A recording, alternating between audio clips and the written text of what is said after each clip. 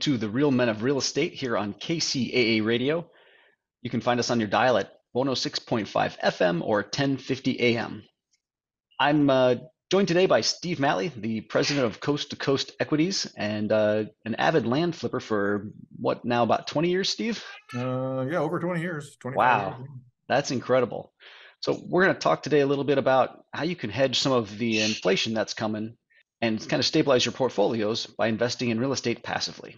So this is something you've been doing for a super long time, Steve. You've shared so much with me in the past. Why don't you get our audience up to speed and just kind of tell me your background, like what got you started and what led to land flipping?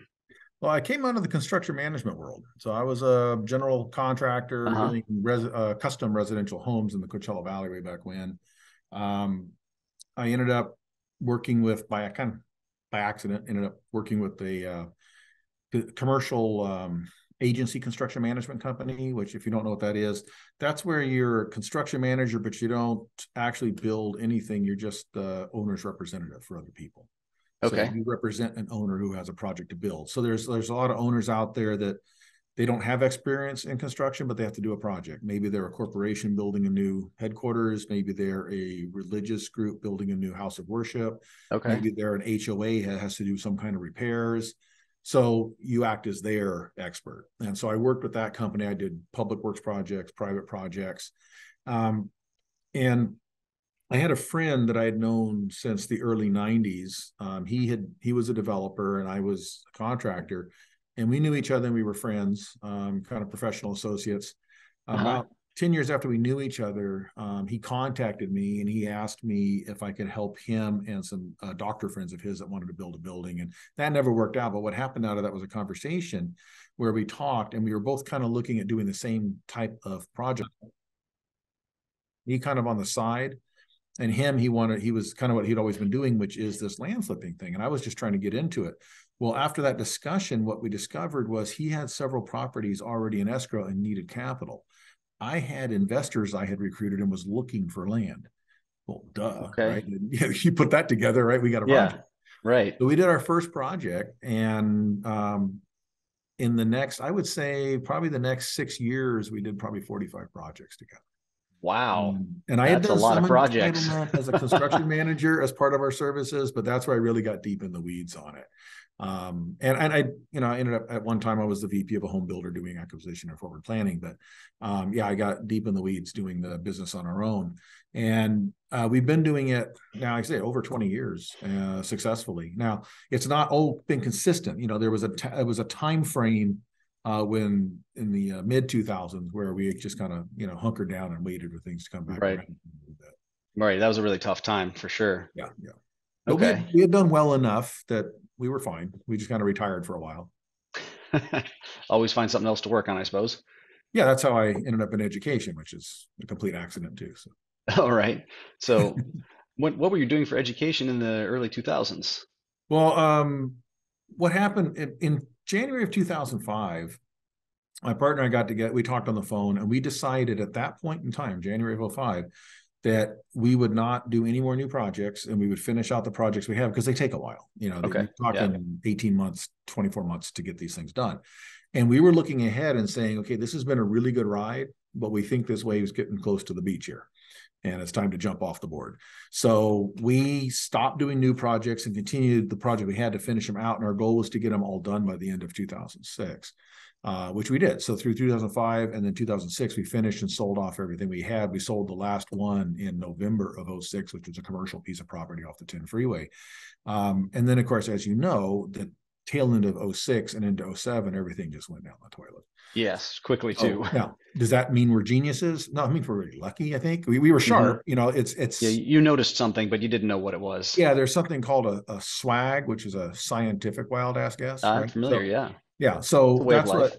Yeah. So we did it. And again, I have partners that are older and smarter than I am, so I listen to them, and they'd been through this rodeo before, and they saw some telltale signs, and I saw a few things on my end. And we're going, these things are looking like, and at that time, everybody we talked to through 2005 and early 2006 thought we were crazy. They thought we were pessimistic.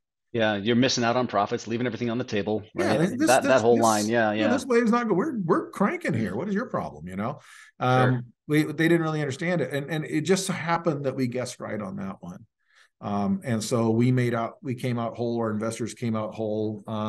And that's why I got into education in 2005, summer of '05. I was told by someone I was consulting with, I was doing consulting work at the time also, because we were ramping down our work.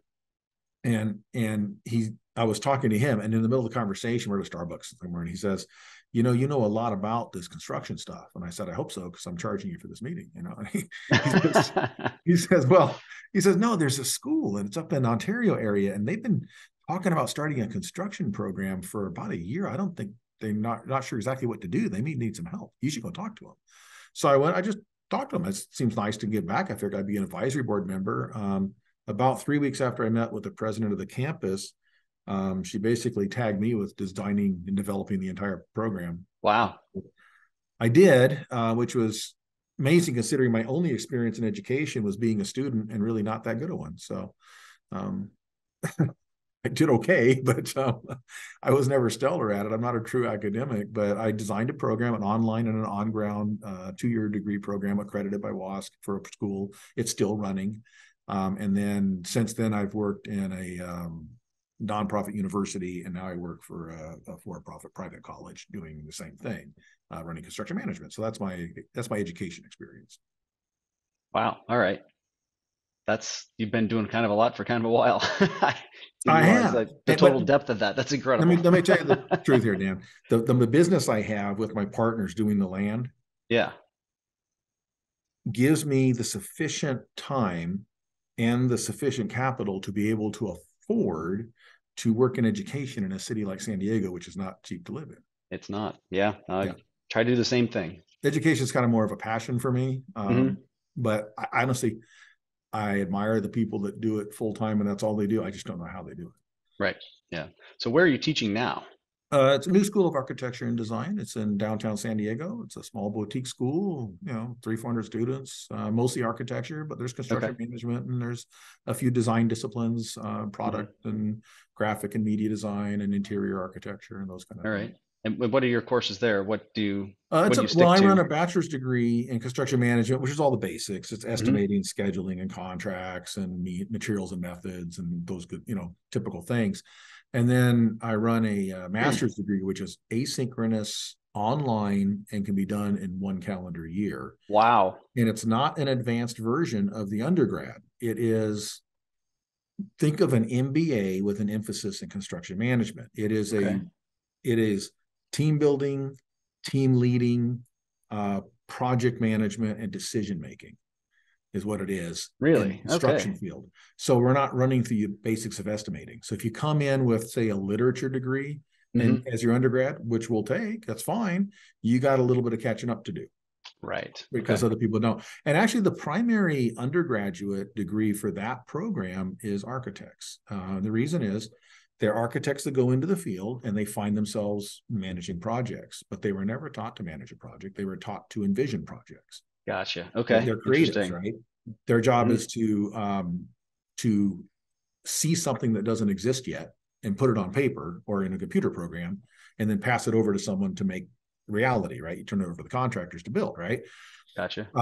That's what they do. Construction managers manage the project, but what happens, there's all this overlap now where designers are being expected to act as project managers. Construction manager expected to have design knowledge.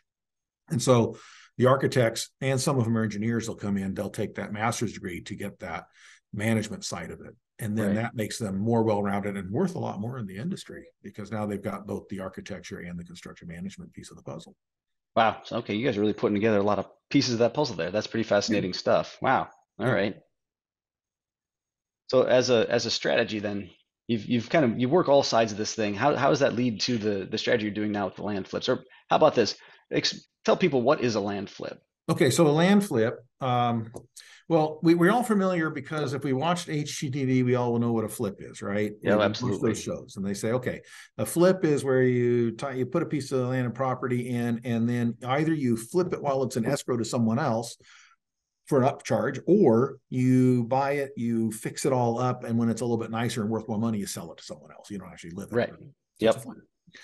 Land flips are similar, except our fix looks a lot different. When we buy land, we buy it usually what's known as raw land. That means it's probably an agricultural or a rural type designation. Something that's And on we the kind of buy them. outskirts of town or maybe going to be developed Yes, soon. but here's the key. Location is very important here. It has to be in the path of growth.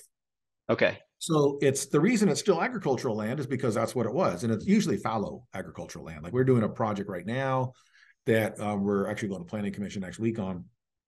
It used to be a turkey ranch 15 years ago. Oh, The okay. This turkeys is have the been gone for Riverside 15 project, years. right? Yeah. It was, yeah. So the turkeys left a long time ago. So it's fallow, unused agricultural land. So we're not kicking out the farmer. At the same time, we're not taking over open space or habitat I or that kind of gotcha. stuff, right? Sure. So this is fallow agricultural land that we take over. It's on a major highway. There are tracts of homes on two sides of it, and a commercial piece to the north of it that hasn't been developed yet. So it's So the it's growth area. prime. That's a Yeah, prime this is the spot. growth Yeah, area. yeah. So we pick that up, and it's zoned agriculture, and it's 3 large parcels that make up this land, and each one you're allowed to have 2 residences on, so that's 6 residences. Now, what we do is we go into the city and we look at their zoning and their general plan, what they like it to be, and we look at the density. We talk to them and say, this is what we'd like to do. Does this fit what you want to do? We never force anything on a city or community. It's whatever Yeah, fits. of course not. Yeah, we're not trying to push anything. We're trying to help improve them, right? Make a better community. And by doing that, also it generates developer fees and stuff, which supports schools and parks and roads and all those kind of good things too. It makes a nicer place to live. So we go in and then we will redesign it on paper, remap it, we'll break it up into a lot of pieces. So what was 3 huge parcels for agriculture where you could have potentially 6 residences, now all of a sudden you can have 150 to 200 homes on there. Each individual lot can be recorded separately with a separate deed. Okay. Right? So different owners on every one of those lots. So you broke it up into a lot of pieces. And then we get a tentative approval on that. And then we will sell that land with that tentative approval to a builder or developer. So Okay. the reason it's a flip is we didn't actually do any of the work on it. We did a lot of Absolutely. work. We didn't do any You're setting physical. up the scenario. Yeah. So So if you we're gonna drove have by to come that, finish that when we come back. We're gonna have to break okay. for commercial here, but we'll pick right back up there. So folks, if you're out there listening, stay tuned here on KCAA Radio. My name's Dan Redig here on the Real Men of Real Estate, chatting with Steve Matley. Thanks, Steve. We'll see you folks on the other side.